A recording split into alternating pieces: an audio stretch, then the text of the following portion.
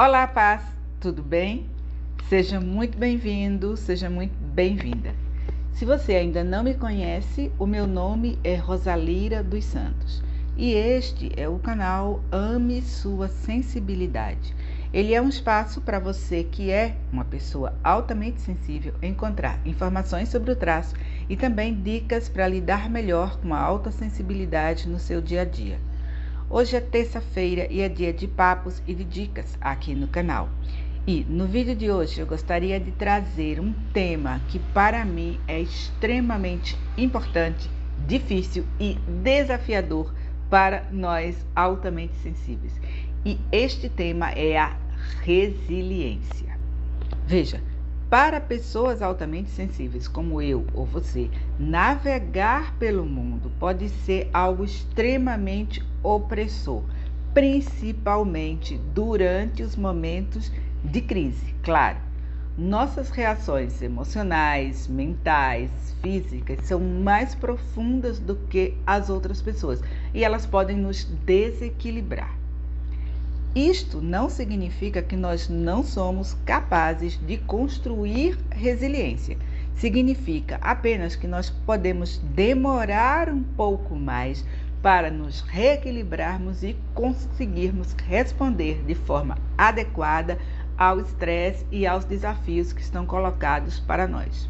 Então, para ajudar nisso, eu trouxe algumas dicas que para mim são úteis principalmente nos momentos de crise.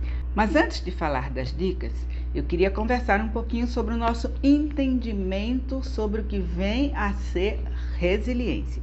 E isso é bem importante para entender por que, sim, uma pessoa altamente sensível pode ser sensível e resiliente ao mesmo tempo, tá?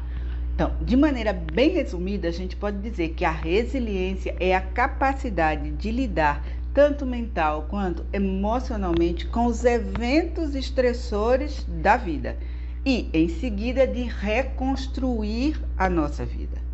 E presta bem atenção, resiliência não é resistência. Quando a gente pensa em resiliência, a gente pode se lembrar de uma postura estoica. Eu sofro, mas não demonstro. Ou de uma tenacidade. Eu vou conseguir, eu vou superar e tudo mais. Não é exatamente disso que se trata. Pense na resiliência como elasticidade, como a capacidade de retornar ao estado pré-estresse. Então, isso significa que o objetivo aqui é adaptar-se à situação, em vez de ignorar o que está acontecendo ou de simplesmente avançar como um touro bravo. Ser resiliente também não significa que a gente deve esquecer ou ignorar os acontecimentos difíceis do passado. Muito pelo contrário. Se você pensar em resiliência como elasticidade, se você pensar num elástico, você vai ver que ele vai demonstrar o desgaste do alongamento que ele sofreu. Ele volta para o seu estado original, mas não da mesma maneira. E é exatamente isso. Resiliência implica em aprender, em crescer através das dificuldades, ao invés de ignorar a experiência ou fazer de conta que não aconteceu nada. E aí, será que é realmente possível ser altamente sensível e resiliente ao mesmo tempo? Eu confesso que eu mesma, por muito tempo, pensei que não. Pensei que eram duas coisas que não se misturavam. Mas hoje, a partir da minha própria experiência e da experiência de muitos clientes que eu acompanhei, eu entendo que a alta sensibilidade e a resiliência podem sim coexistir. E, na verdade, elas são complementares para o nosso bem-estar enquanto pessoas altamente sensíveis. E por que eu digo isso? Porque, na minha opinião, para que uma paz viva bem, para que uma paz prospere, ela necessita desenvolver duas atitudes que são complementares. A primeira atitude está em aceitar e validar a sua sensibilidade, que é o oposto do que a maioria de nós ouviu a vida inteira. É entender que ser altamente sensível significa apenas que você percebe mais, processa mais profundamente e sente um pouco mais intensamente do que os demais. E você precisa entender que está tudo bem comigo ou com você de sermos assim e que nós, pessoas altamente sensíveis, estamos muito bem, obrigada. A segunda atitude que eu considero complementar a esta é exatamente desenvolver a nossa maneira pessoal e particular de lidar com as situações estressantes do mundo e da vida. Veja, desafios, dificuldades, dores irão existir na vida de todos nós, sejamos altamente sensíveis ou não. E nós não podemos simplesmente desligar o mundo quando ele nos parece demais. Então, nós precisamos desenvolver a nossa maneira de navegar com algum equilíbrio pelas situações difíceis e estressantes da vida. E por isso eu trouxe aqui 5 dicas que em determinados momentos da minha vida eu já usei ou continuo usando para fortalecer a minha capacidade, a minha habilidade de resiliência. E, antes de qualquer coisa, eu sei que estas não são as únicas maneiras de desenvolver resiliência, possivelmente existem várias. Essas são aquelas que eu acho importante porque funcionam para mim e que eu quero trazer como sugestão para vocês, esperando que também funcione ao menos algumas delas para você também. E a primeira dica é: escreva os seus pensamentos. Veja, pessoas altamente sensíveis tendem a pensar demais. A gente pode entrar numa espiral de pensamento sobre pensamento que a cabeça parece que vai explodir de tanto pensar. O que eu aprendi nos últimos anos é a importância de anotar os meus pensamentos, fazendo uma espécie de diário. Sempre que eu percebo que a minha mente fica mais barulhenta, mais ocupada, mais acelerada, eu sei que é hora de pegar o meu diário e de escrever. E neste processo escrevo tudo que me passa pela cabeça, sem filtro, sem censura. Como ninguém vai ler, não é necessário que haja uma história coerente. Simplesmente aquilo tem que sair do meu sistema. Aquele pensamento tem que encontrar uma forma de expressão para que eu possa relaxar. E sim, a pesquisa tem comprovado que escrever um diário sobre os eventos estressantes ajuda as pessoas a lidar melhor com eles. E com isso diminui o impacto destas situações sobre a saúde física e mental. Então eu sugiro fortemente que em momentos de grande estresse você experimente escrever tudo o que está sentindo. A minha segunda dica é que você ancore, aterre a sua energia. Aterrar a sua energia vai lhe permitir se manter mais equilibrado, equilibrada ao longo da sua vida, mas principalmente, é claro, nos momentos de grande estresse. Com o passar do tempo, eu aprendi a reconhecer quando eu não estou aterrada, ancorada, quando eu estou em desequilíbrio. E alguns dos indicadores que eu uso para reconhecer esta situação em mim podem ser úteis para você.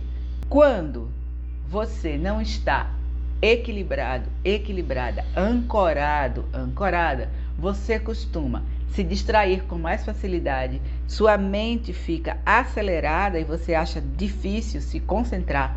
Você tende a sentir-se exausto ou exausta o tempo todo, mesmo depois de ter dormido. Você se sente inquieto, inquieta, tenso, tensa e não consegue relaxar. Sua fala sobe um pouco, passa a ter um tom de voz um pouco mais agudo. Você pula de uma atividade para outra sem terminar nenhuma delas, vai deixando tudo pela metade. Então, sempre que eu percebo que eu estou entrando neste tipo de vibração, eu me certifico de ancorar a minha energia, de aterrar-me. E você pode fazer isso de várias maneiras.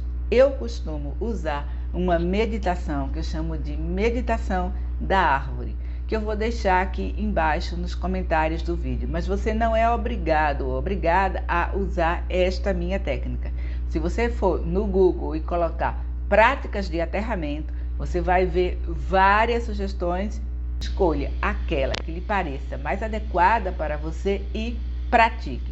O legal é que você pratique regularmente, né? E reforce durante os momentos mais estressantes, mais desafiadores, mais difíceis da sua vida.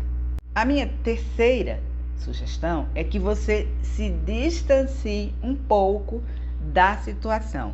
E eu sei que nem sempre isto é fácil, porém, de alguma maneira sempre pode ser possível. Se você puder, experimente sair da sua cidade, passar um dia fora ou um fim de semana. Se não for possível, tire uma manhã para fazer um passeio num lugar bonito da sua cidade, junto à natureza, etc. O importante aqui é que você perceba que se você ficar mergulhada na situação 24 horas por dia, 7 dias por semana, sem se dar nenhum tipo de respiro, de descanso de vez em quando, isso vai acabar por drenar você, por esgotar você. Recarregar a sua energia de forma regular vai lhe ajudar a ser mais resiliente ao longo da situação. Por vezes, a situação desafiadora não é algo que vai se acabar rapidamente. E por isso você precisa tomar fôlego para manter a sua elasticidade, a sua capacidade de ser resiliente. E sem culpa. As pessoas que realmente são resilientes, intuitivamente fazem isso. Elas sabem que necessitam afastar-se um pouco da situação de vez em quando. E fazem isso sem nenhum tipo de culpa. Por quê? Porque, como eu gosto de brincar, ninguém consegue tirar água de um poço vazio. Então, pense na necessidade de tomar um respiro e distanciar-se um pouco da situação. A quarta dica: aprenda a proteger a sua energia. Eu sei que para muitas pessoas isso pode parecer um papo meio esotérico demais. Mas, na minha experiência, aprender a proteger a minha energia fez toda a diferença em como eu chego no final do dia. Se eu chego no final do dia inteira ou se eu chego no final do dia me arrastando como se carregasse pedras de várias toneladas, tá? Então, como eu faço? Logo pela manhã, antes de levantar da cama, eu penso nas situações que eu vou enfrentar naquele dia, nas pessoas com quem eu vou ter contato naquele dia e decido sobre aquilo que eu vou aceitar que permaneça comigo e aquilo que não vou permitir que entre no meu sistema de energia. E, a partir daí, eu imagino uma forma de proteção. Você pode pedir a proteção de uma entidade espiritual na qual você confia e acredita, seu anjo da guarda ou outra. Você pode usar uma meditação de proteção, você pode visualizar a proteção. Você decide o que é mais adequado para você. Eu, particularmente, costumo me imaginar dentro de uma esfera de luz azul. Isto porque a luz azul, para mim, traduz defesa e proteção. E eu coloco esse campo de proteção ao meu redor como um escudo ao longo do meu dia. E isso, sim, evita muita drenagem de energia, principalmente para as pessoas altamente sensíveis, como eu e você, que somos muito permeáveis ao meio ambiente. Nós captamos muita coisa do meio ambiente. Nós chegamos num lugar onde houve uma discussão, por exemplo, e a gente pode sair de lá com uma dor de cabeça, com os ombros contraídos, sem nem entender por quê. Mas, se você achar que isso é muito esotérico para você, pense nessa dica apenas como uma mudança de mentalidade. A partir daquele momento, você decide proteger melhor a si mesmo e a sua própria energia. E tá tudo bem. ok? E a minha última dica, e na minha cabeça, talvez a mais importante, é que você dedique tempo ao autocarinho. O que eu chamo de autocarinho? Autocarinho não é apenas autocuidado. Autocuidado é algo que eu faço para estar bem fisicamente, emocionalmente. Autocarinho é um pouco mais. Inclui também aquelas coisas que eu faço apenas porque eu gosto, apenas porque me fazem bem à minha alma.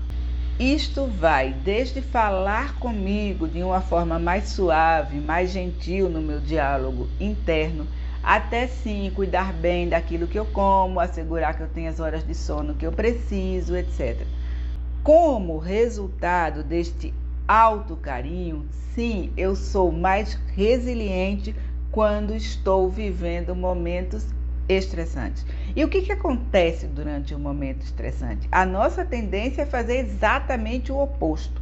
A nossa tendência é que a gente mergulhe na situação de tal maneira que a gente se esqueça de cuidar de si mesmo ou de si mesma. É por isso que eu estou chamando não de autocuidado, mas de autocarinho, porque é preciso que você tenha carinho por si mesmo, por si mesma, para lembrar-se de cuidar-se bem durante estes momentos difíceis da vida. E, por fim, eu nem vou chamar de dica bônus, porque quem acompanha o canal já está cansado ou cansada de me ouvir falar sobre isso, autocompaixão. E sim, eu tenho um vídeo gravado sobre autocompaixão e eu vou deixar na descrição deste vídeo, tá? Para que você possa assistir e aprender a praticar a autocompaixão. E vou deixar também a meditação da árvore para você experimentar e ver se adequa ou não a você. Mas para concluir, eu queria lembrar o seguinte: nós nunca sabemos quando vamos passar por uma tempestade na vida, uma separação, uma perda de alguém querido, a perda de um emprego, uma doença.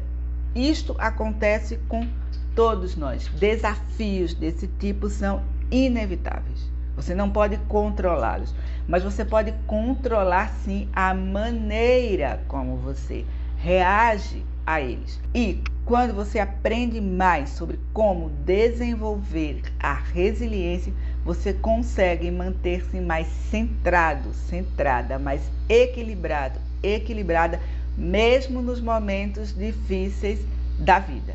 E por isso eu espero mesmo que estas 5 dicas lhe ajudem neste aprendizado que é seu, que é meu e que é de todos nós, sejamos altamente sensíveis ou não, é claro. Bem, paz, este foi o Papos e Dicas dessa terça-feira. Como sempre, espero que o conteúdo lhe tenha sido útil e, como sempre, também eu lhe peço, por favor, se você gostou, dê o seu like, clique no botão que aparece aí embaixo, assine o canal, acione o sininho para receber notificações e, se conhece alguma pessoa altamente sensível que pensa que a sua alta sensibilidade lhe impede de desenvolver resiliência nas crises da vida, por favor, compartilhe este vídeo e me ajude a difundir informação de boa qualidade, claro, sobre a alta sensibilidade aqui no Brasil. Mais uma vez, muito obrigada por ter me assistido, beijos e bênçãos e até o nosso próximo encontro. Tchau!